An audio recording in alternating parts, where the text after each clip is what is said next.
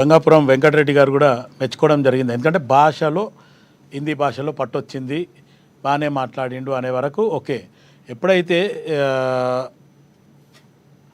మణిపూర్ విషయం వచ్చినప్పుడు, మణిపూర్ విషయం వచ్చింది మటుకు బీజేపీ ప్రభుత్వం అక్కడ ఉంది కాబట్టి, సెంట్రల్లో కూడా బీజేపీ ఉంది కాబట్టి మణిపూర్ ఇష్యూని అది మణిపూర్ మంటల్లాగా ఉంది కాబట్టి దాన్ని మట్టుకు అది కంట్రోల్ చేయడంలో బీజేపీ విఫలమైంది అనేది ఒక మాట.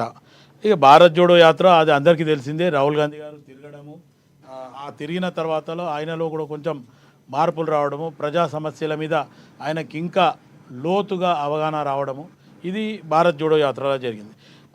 అదే కాకుండా ఒకవేళ రేవంత్ రెడ్డి గారు ఆయన వ్యూహంగా ఏదన్నా మాట్లాడిండు అనేది రకంగా కూడా మనం అనుకోవచ్చు.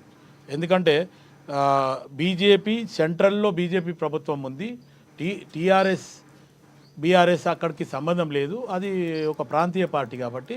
ఇప్పుడు ఈడ నేషనల్లో జరుగుతున్న కాంగ్రెస్ పార్టీ సిడబ్ల్యూసి మీటింగ్ అహ్మదాబాద్లో జరుగుతుంది. అహ్మదాబాద్ నుండి అక్కడ పోయిండు కాబట్టి బీజేపీ మీదనే నేను వార్ చేయాలనే రకంగా ఆలోచించినట్టుండి ఆ రకంగానే రేవంత్ రెడ్డి గారు మాట్లాడడం తప్ప ఏదో ఆయన ఇంకొక రకంగా ఆలోచించింది కాదు. మొత్తానికి బీజేపీ ప్రభుత్వం మీదనే మనము దాడి చేస్తే బీజేపీ ప్రభుత్వంలో ఇప్పుడు జరుగుతున్న విషయాలలో కొన్ని ఏవైతే అవకతవకలు జరుగుతున్నాయో దాని మీద ఇప్పుడు అదానికి కానీ అంబానీకి కానీ ఇక్కడ శివకుమార్ లాల్ గారు బ్రిటిష్ వాళ్ళని ఏ రకంగా పాలద్రోలారో బీజేపీ వాళ్ళని తరిమి కొట్టాలి, తెలంగాణలో బీజేపీ పార్టీని అడుగు పెట్టనివ్వం అనే మాటల్ని ఎలా చూడాలంటే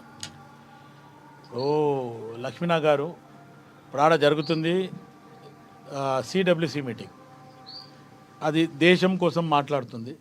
ఒకవేళ ఇప్పుడు బీజేపీ ఇక్కడ 8 సీట్లు వచ్చినాయి, లేకపోతే నెక్స్ట్ వచ్చేది మాదే అనేది బీజేపీ ప్రభుత్వం అంటుంది కాబట్టి దానికి అడ్డుకట్టలాగా మాట్లాడిన అని కూడా అనుకోవచ్చు మనం. ఎందుకంటే ఇప్పుడు బీజేపీ పరంగా ఆలోచిస్తే మేము నెక్స్ట్ వచ్చేది రాజ్యం మాదే, ఈ 3.5 సంవత్సరాలల్లో కాంగ్రెస్ పార్టీ ఏదైతే అది ఏ రాజకీయ పార్టీ అయినా చెప్పేదే కదా శివకుమార్ గారు, ఏ పార్టీ అయినా మేము వస్తామని చెప్తాం. అయితే బ్రిటిష్ వాళ్ళతో పోల్చటాన్ని కదా ఇక్కడ అభ్యంతరం వ్యక్తం చేసేది వాళ్ళు. ఇప్పుడు రేవంత్ రెడ్డి గారు ఆ అంశాన్ని తీసుకొచ్చి ఎందుకు పోల్చిండు అనేది రేపు ఎప్పుడన్నా మనం మళ్ళీ హైదరాబాద్ ఓకే. అదే ఇప్పుడు ఏమవుతుంది వెంకటరెడ్డి గారు, గాంధీ మార్గంలో కాంగ్రెస్ పార్టీ ఉంది, గాడ్సే మార్గంలో బీజేపీ పోతుంది అనేది రేవంత్ రెడ్డి గారు చెప్పిన అంశం. అది బీజేపీ గాంధీ మార్గంలో పోతుందా గాడ్సే మార్గంలో పోతుందా రేపు రాబోయే రోజులు కానీ మళ్ళీ చర్చలు జరిగినప్పుడు తెలుస్తుంది. అది ఇటలీ దారిలో పోతుందా? అదే ఇప్పుడు వెంకటరెడ్డి గారు మీరు అనుభవజ్ఞులు. ఇప్పుడు ఈ సోనియా గాంధీ గారు ఇటలీకి ఎన్నో వచ్చిండ్రు వాస్తవము. ఆమె మన దేశానికి కోడలు,